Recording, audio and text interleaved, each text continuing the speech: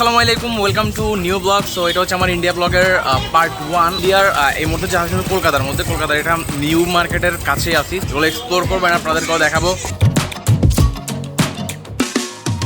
ওকে, so মাত্র ভাত খাইলাম অ্যান্ড অনেক হ্যাপি এই বিষয়টা নিয়ে যে এখানে মুসলিম হোটেল পাইছিলাম আমি। আপনারা যদি কলকাতায় আসেন তাহলে আপনারা চেষ্টা করবেন নিউ মার্কেটের পাশেই একটি জায়গা আছে যেটির নাম হচ্ছে মার্কিউ স্ট্রিট। সো এই জায়গার মধ্যে থাকার অনেকগুলো বেনিফিট রয়েছে। প্রথম বেনিফিট হচ্ছে আপনার থাকা নিয়ে কোনো সমস্যা হবে না, আর সেকেন্ডলি আপনি এখানে অনেক মুসলিম হোটেল পেয়ে যাবেন এবং বাংলাদেশি হোটেল পাবেন যেখানে আপনি নির্দ্বিধায় খেতে পারবেন। আমরা এখন যাচ্ছি মূলত নিউ মার্কেটের উদ্দেশ্যে। নিউ মার্কেট হচ্ছে এমনই একটি জায়গা যেখানে আপনি সবকিছু পাবেন। আপনার মাথার ব্যান্ড থেকে শুরু করে একদম পায়ের জুতো পর্যন্ত সবকিছু রয়েছে এই জায়গার মধ্যে। তবে হ্যাঁ, কেউ যদি এখান থেকে কোনো কিছু কিনেন তাহলে অবশ্যই দরদাম করে কিনবেন, কজ ওরা বাংলাদেশের থেকে অনেক দাম চায়, যেটা আমি পার্সোনালি রিয়েলাইজ করেছি। আর একটি মজার কথা হচ্ছে এখানে চকলেটের জন্য পুরো একটি মার্কেট রয়েছে। আপনি চকলেট কিনতে পারবেন একদমই কম মূল্যে। আমরা যাওয়ার দিন এখান থেকে অনেক কিছু কিনবো, বাট এই মুহূর্তে আমরা কিছুই কিনবো না, জাস্ট একটু ঘুরবো। অনেকক্ষণ ঘোরাঘুরি করার পরে আমরা মার্কেটে আসছি কিছু শপিং করার জন্য। এই যে আমাদের ভাইয়েরা, আমরা বলতো চুজ করতে পারতেছে না। Here is the main thing of Kolkata. Yes, আপনি কলকাতায় আসছেন বাট আপনি কলকাতার স্ট্রিট ফুড ট্রাই করবেন না, বিষয়টা একদমই হতে পারে না। সবার প্রথমে আমি একটু তরমুজ লাভার, যার জন্য এই অবেলায় আমি যখন এখানে তরমুজ পেয়েছি, যার জন্য আমি এখানে তরমুজ খাওয়া শুরু করলাম। শুধু তরমুজই না, আমি এখানে আরো অনেক কিছু খেয়েছি। আর কলকাতার স্ট্রিট ফুডের একটি বিষয় আমার কাছে খুবই ভালো লাগে, সেটি হচ্ছে একদমই কম দামে এখানে অনেক কিছু এনজয় করা যায়। অবেলায় এই জায়গার মধ্যে তরমুজ খাবো, ভিডিওটা আসলে কল্পনাহীন। আর যেহেতু পেয়েছি, তো এই অপরচুনিটি যদি না নিই তাহলে ভিডিওটা খারাপ দেখা যায়, যার জন্য এখন তরমুজ খাচ্ছি। মানে আজকে জাস্ট খাচ্ছি আমি এখানে। এতক্ষণ ধরে আমি এখানে স্ট্রিট ফুড খাচ্ছিলাম। আর একটা বিষয় হচ্ছে যে আমার মনে চান্স ছিল না, যার জন্য আমি এতক্ষণ ধরে ভিডিও করতে পারি না। অনেক কিছু খাইছি এখানে। এখন অলমোস্ট আপনার রাত 9টা বাজতেছে, এই যে মাত্র খাইলাম। এগুলো কি মূলত? এগুলো কাবাব। এগুলো কত করে এমনি এক শিক? 12 টাকা করে। মুরগির তো নাকি এগুলো? বিফ 12 টাকা করে? লাইক সিরিয়াসলি, মানে বিফ কাবাব 12 টাকা করে। তাও একটা শিকের মধ্যে আপনার 3-4টা করে মাংসের পিস থাকতেছে। তাও চিন্তা করে দেখেন, আমাদের কান্ট্রিতে আপনার 200 টাকা দিয়ে যদি আমরা মাংসের প্লেট কিনি তাহলে সেখানে আপনার 3-4 পিস মাংস থাকে, সেখানে আমি 3-4 পিস মাংস এখানে 12 টাকা দিয়ে পাচ্ছি। তো খাওয়া দাওয়ার দিক দিয়ে তুলনা করতে গেলে মানে বেস্ট একটা প্লেস অ্যান্ড অনেক চিপ প্রাইসের মধ্যে অনেক কিছু এনজয় করা যায়। সব রয়্যাল এনফিল্ড ভাই, যেখানে তাকাবেন স্কুটি, রয়্যাল এনফিল্ড আর এই যে ঐতিহ্যবাহী ট্যাক্সি। ইয়েস, এটি হচ্ছে রিক্সা মুক্ত কলকাতা, যেখানে আপনি দেখতে পাবেন ট্যাক্সি আর ট্যাক্সি। আর লিটারালি কলকাতার ট্রাফিক রুলস অ্যান্ড এই ট্যাক্সিগুলো কলকাতাকে অনেক ফাস্ট করে তুলেছে। ঢাকা আর কলকাতার মধ্যে সব থেকে বড় পার্থক্য হচ্ছে এটি।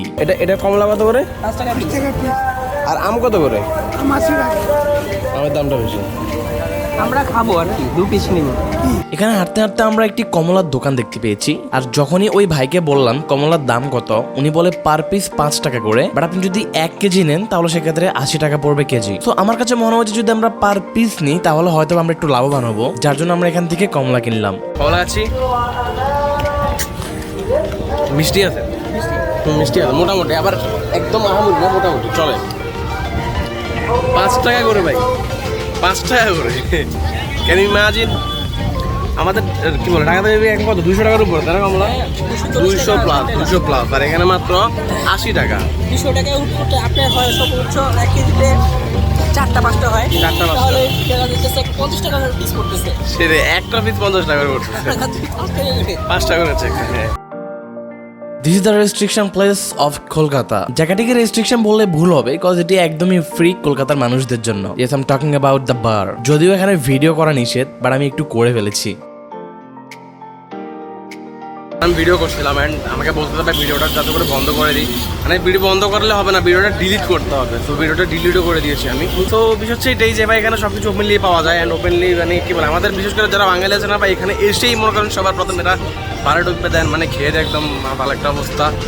সো এই দিক দিয়ে মনে করা যাবে আমাদের দেশে একটু শান্তি আছে, মানে লিগেলি এগুলো নাই। সো আমরা আছি এখন এই মুহূর্তে কলকাতা শিয়ালদা রেলওয়ে স্টেশনে। সো আমরা মূলত যাচ্ছি সিকিমের উদ্দেশ্যে। বাই দ্য ওয়ে কলকাতার মধ্যে এখনো অনেক জিনিস আছে যেগুলো আমাদের দেখা হয় নাই, লাইক আপনার কলকাতা ভিক্টোরিয়া মিউজিয়াম। সো ওই জায়গার মধ্যেও আমরা যাব। বাট হ্যাঁ, একটা বিষয় হচ্ছে যদি আপনি কলকাতায় আসছেন বাট আপনি কলকাতা ভিক্টোরিয়াম অ্যান্ড মিউজিয়ামে যান নাই, তাহলে আপনার ট্যুরটা বৃথা বলতে পারেন। তো এই জন্য আপনার ব্লগের মধ্যে দেখবেন হয়তো কিছুক্ষণ পরেই, বাট আমি আরও 3 থেকে 4 দিন পরে যাব হচ্ছে গিয়ে মূলত আপনার কলকাতা ভিক্টোরিয়ামে বা কলকাতার হিস্টোরিক্যাল প্লেসগুলোর মধ্যে। এটি হচ্ছে কলকাতার শিয়ালদা রেলওয়ে স্টেশন অ্যান্ড এই স্টেশনটি অনেক বড়, আর এখানে ট্রেনগুলো এক একটি এতটা বড়, আমার মনে হয়েছে হেঁটে হেঁটে যদি ট্রেনের শেষ পর্যন্ত যেতে চাই তাহলে একদম কমপক্ষে 30 থেকে 40 মিনিট লাগবে। আমরা মূলত গিয়েছি সিকিমের শহর গ্যাংটকে, যেটি অসাধারণ একটি শহর ছিল অ্যান্ড ওইখানে আমরা অনেক কিছু এনজয় করেছি। তারপর আমরা গিয়েছিলাম সিকিম, আর আমাদের ওই সিকিম ট্যুর নিয়ে একটি ব্লগ আসতে যাচ্ছে কিছুদিন পরে। ওই ব্লগটি দেখতে হলেও অবশ্যই আমাদের চ্যানেলটি সাবস্ক্রাইব করে আমাদের সাথেই থাকবেন। আর ব্লগ আপলোডের পরে যদি ভিডিওটি দেখে থাকেন তাহলে ডেসক্রিপশন চেক করুন, ওখানে ভিডিও লিঙ্ক দেওয়া আছে। তারপর আমরা একটি ট্যাক্সি ভাড়া করি অ্যান্ড ওই ট্যাক্সি করে চলে যাই কলকাতা ভিক্টোরিয়ামে। আর এখানে একটি বিষয় না বললেই নয়, কলকাতার ট্রাফিক আইনগুলো আমার কাছে এতটাই ভালো লেগেছে, আমি শুধু প্রত্যেকটা মুহূর্তে ভেবেছিলাম ইস, যদি এমন একটি ট্রাফিক সিস্টেম আমাদের বাংলাদেশে হতো তাহলে আমাদের দেশটা আসলেই অনেক সুন্দর হয়ে উঠতো।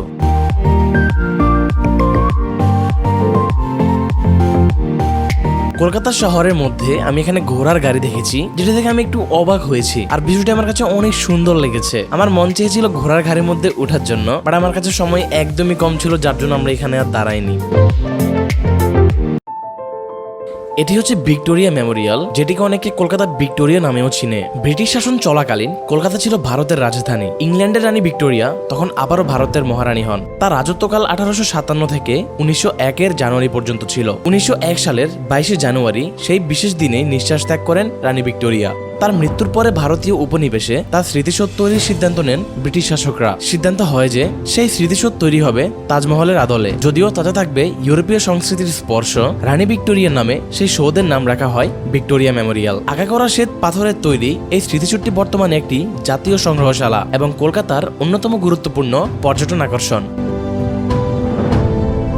একটা বিষয় নিয়ে খুব আফসোস হইলাম, আমি আমার গিম্বলটাকে ভিতরে আনতে পারিনি। এরাও বলতেছি কি জানেন ভাই, এখানে মানে ভিতরে গেলে আপনার কিছু নেওয়া যাবে না।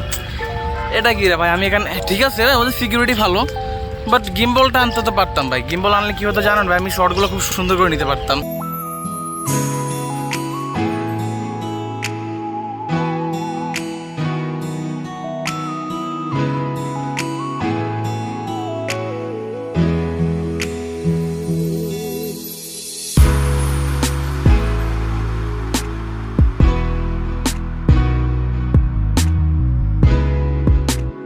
কলকাতা ভিক্টোরিয়া হচ্ছে মূলত একটি মিউজিয়াম, এখানে অনেক কিছু রয়েছে দেখার মতো ভিতরে, বাট অনেস্টলি আমি জাস্ট এই ভিক্টোরিয়ার বিল্ডিং স্ট্রাকচার দেখে মুগ্ধ হয়েছি অ্যান্ড প্রতিটা মুহূর্তে আমি জাস্ট এই বিল্ডিং এর স্ট্রাকচারগুলোই ক্যাপচার করার চেষ্টা করেছি।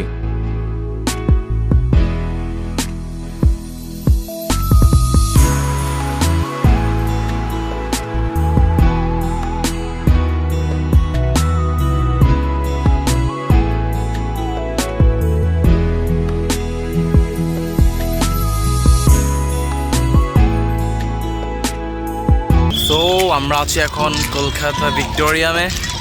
এটাকে আমি অনেক ছোটো ভাবছিলাম, বাট এটা তো ছোটো না, অনেক বিশাল। এই যে ও মাই গড, কত বড়, জাস্ট দেখেন এখন। ওয়াও, কলকাতা যদি আসেন তাহলে অবশ্যই কলকাতা ভিক্টোরিয়ামে আসবেন, তা না হয় মানে কি আপনি কলকাতার সৌন্দর্যগুলোর মধ্যে এটা একটা। তো এখানে অবশ্যই আসা উচিত, সবারই আসা উচিত যারা কলকাতা আসেন স্পেশালি।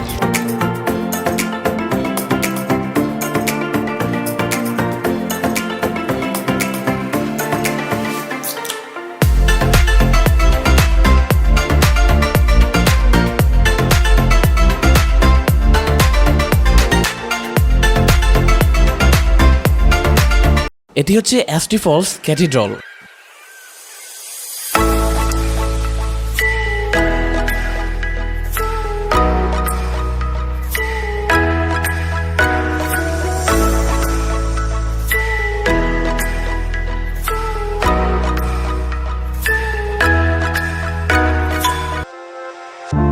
অ্যাস্টি ফলস ক্যাথিড্রাল এটি স্থাপিত হওয়ার পিছনে অনেক বড় একটি ইতিহাস রয়েছে। এটি হচ্ছে মূলত একটি খ্রিস্টানদের চার্চ।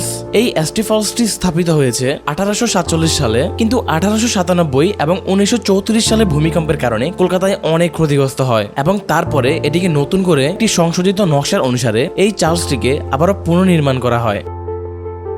সো আমি আছি এখন এই মুহূর্তে কলকাতার এসটি ফলসে, অ্যান্ড জায়গাটা ভাই এত জোস বলার বাইরে। এখানে সব থেকে যে জিনিসটা আমার খুব ভালো লাগছে সেটা হচ্ছে ভাই, এটা মানে একদমই পরিষ্কার, প্লাস এখানে মানে চার্লস ফলসের পিছনে আপনার একটা মাঠ আছে ভাই, মাঠটা আরও অনেক সুন্দর। তো কেউ এখানে আসলে অবশ্যই সবার প্রথমে আপনারা মাঠের মানে কি বলে আপনার পিছনে চলে আসবেন, পিছনে মাঠ থেকে ভিউটা দেখতে অনেক সুন্দর লাগে। তো চলেন চার্লস ফলসের কয়েকটা সিনেমেটিক শট দেখা যাক।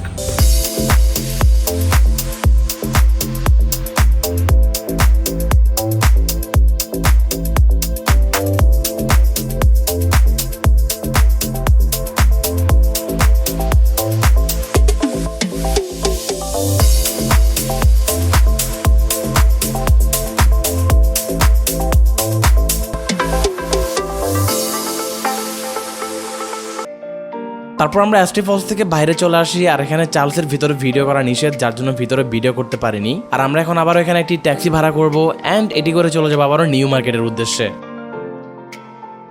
So this is the ending of our কলকাতার ব্লগ, অ্যান্ড ব্লগটি কেমন লাগছে অবশ্যই কমেন্টসে জানাবেন। আর হ্যাঁ, এটা ছিল আমার first international tour, and next time ইনশাল্লাহ আমরা আরও অনেক ট্যুর করবো, অ্যান্ড আমার প্ল্যান আছে এখন আপনার মালদ্বীপস নিয়ে একটা ব্লগ করার। তো অবশ্যই সবাই কমেন্টসে জানাবেন আপনারা ব্লগ চান কিনা, আর ব্লগ কেমন লেগেছে সেটা কমেন্টসে জানাবেন। তো দেখা হচ্ছে আপনাদের সাথে নেক্সট ব্লগে, ততক্ষণ পর্যন্ত সবাই ভালো থাকবেন, সুস্থ থাকবেন, আল্লাহ হাফেজ।